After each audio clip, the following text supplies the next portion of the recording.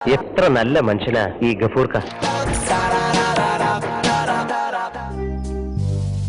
പടച്ചോനെ, ഈ കൊല്ലം ഉണ്ടല്ലോ ജനുവരി 18 നമ്മളെ 10,000 റുപ്യ ഇക്കുറിയും പോയത് തന്നെയാണ്.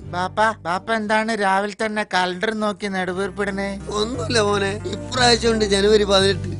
മനസ്സിലായി. അന്നല്ലേ ബാപ്പാന്റെ ഉമ്മാന്റെ വിവാഹ വാർഷികം. അടിച്ചു പൊളിക്കണം. പോയിനാ അവിടുന്ന്.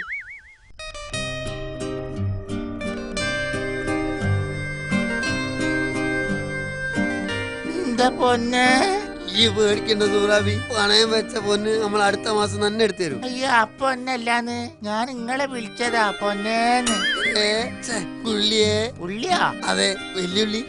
സവാള. നിങ്ങൾ എന്താ നാളെ കളിയാക്കാന്ന്? അതല്ല, ഈ നമ്മളെ പൊന്നേന്ന് വിളിച്ചപ്പോ അതുപോലെ വില പിടിച്ച എന്തെങ്കിലും സാധനത്തിന്റെ പേര് എന്നെയും വിളിക്കണല്ലോ, അങ്ങനെ വിളിച്ചതാണ്. വേണ്ട, നിങ്ങക്ക് നമ്മളോട് സ്നേഹമില്ല.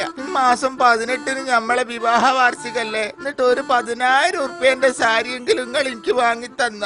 ഇന്ന് 2 ഉള്ളൂ സൂറ. 18 ഇനിയും ദിവസം കിടക്കല്ലേ. അപ്പൊ വാങ്ങി തരൂല്ലേ? നിങ്ങൾ നമ്മളെ കൽബാണ് ഗഫൂർക്ക. നമ്മളൊരു പുസ്തകാണെങ്കിൽ നിങ്ങൾ അതിനകത്ത് എഴുതിയ അക്ഷരങ്ങളാണ് ഗഫൂർക്ക.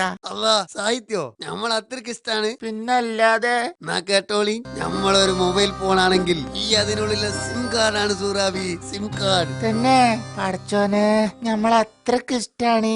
അല്ലാതെ സിം കാർഡ് നമുക്ക് എപ്പം വേണമെങ്കിലും മാറ്റാലോ.